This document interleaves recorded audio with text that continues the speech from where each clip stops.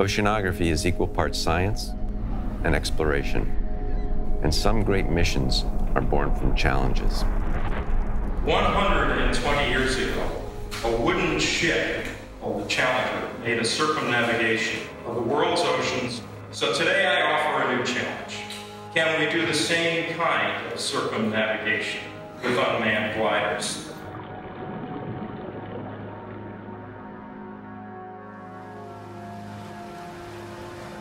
Most people tend to think when you talk about exploration, it's going to look for new critters or new phenomena or new geological features in the ocean, but it's also about exploring new ways of measuring what's going on in the ocean. The HMS Challenger had been one of the very first global oceanographic expeditions. So the challenge was, how might you do this with multiple gliders, multiple legs, and try to cover the same kind of route that was done more than 100 years ago? RU-29 was sent on a mission to circle the South Atlantic Ocean. She'd be the first glider to circle any ocean basin. She was launched off the coast of South Africa in 2013, making stops in Ascension Island and Brazil. We want to compare what we see with that glider with what the global ocean models are predicting. We want to be able to improve those forecasts. These vehicles and the way they're being demonstrated here at Rutgers can be a whole new tool in our understanding of everything from how storms form at sea, how weather patterns change, to how to improve our climate predictions and projections. Our team is made of scientists, technicians, and students from the United States, Spain, Brazil, and South Africa, all working around the clock to pilot this glider. The problem is too big for one country to solve, and you need to combine all those expertises together to be able to pull something like this off. When we deployed RU-29, I was a student then. If you were to ask me at that time, what are the chances of the glider making it back to South Africa, I would say 5% chances it would come back. When you are working with a glider for a long time, you feel that you are just working with a brother. It's hard work, and sometimes you lose them. The glider is piloted via satellite from RU Cool's home base in New Brunswick. One of the biggest challenges with tracking gliders is that they are remote.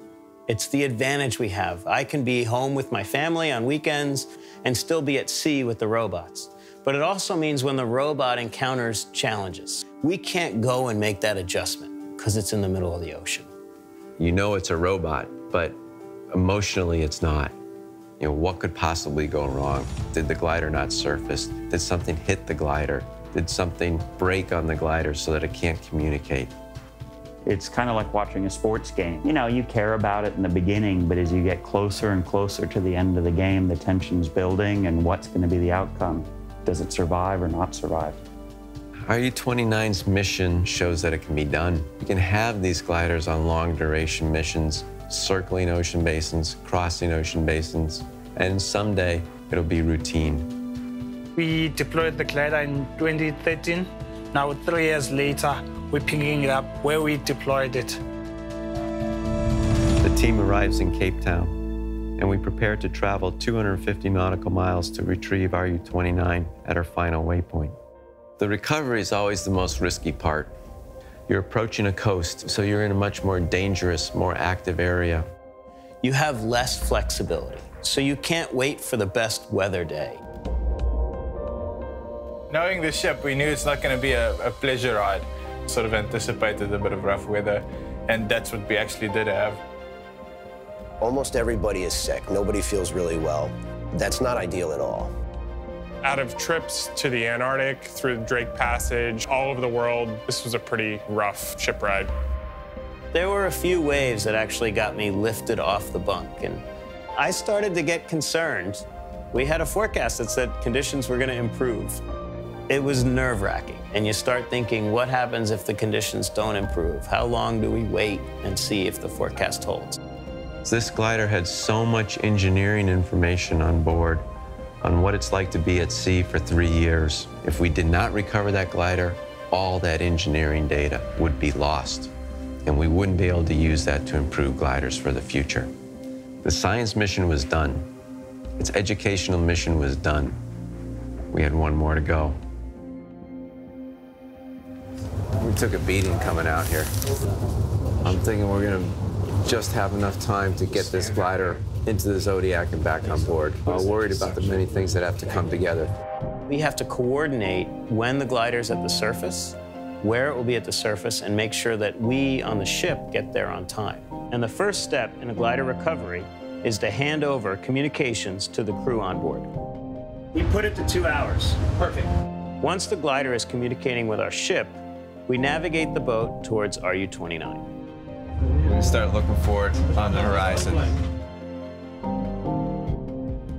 As we were approaching the glider, I felt some mixed emotions, a sense of accomplishment for getting to that point, but also a lot of anxiety. When you're taking this large metal ship up to this small glider that's just crossed an ocean basin, that's one of the critical times that you can really damage or lose the system. Yeah, I would say it should be from the starboard side. Yeah, there it is. It's a very special moment because we spent a lot of time working with them for years. No? So when you see just the little yellow floating on the sea, you know that we have put another step in this important mission. Can we launch the boat now? Yeah, we can launch the boat. We're ready. We're all ready to go, right? The wind started picking up. The seas were as low as they were going to get, and they were only going to get worse. Only one Zodiac can safely go out, and we choose 4 special members of our team to do the honors and recover the glider. It's incredible. When you are in the Zodiac and you know that you are just going to recover a glider that has spent 3 years at sea, you feel really happy.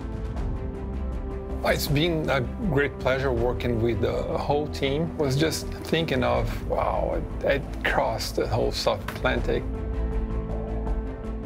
The future is bright for RU-29. There's a lot of work that it still needs to do. So even through these rough seas, everybody still got up and did their job. It was just an amazing operation all the way around. All these guys that have helped us with these ocean crossings were right there. The preparations would have been a lot harder without this international collaboration that we've been able to foster. We're giving them directions over the radio on which way to head. It's really tricky because of the swell. History was being made again. I was very happy that we had somehow contributed to pulling that team together and that they were about to put their hands on that glider. When I saw the glider, it was a huge relief. And when I touched it, it was like, wow, finally it's here.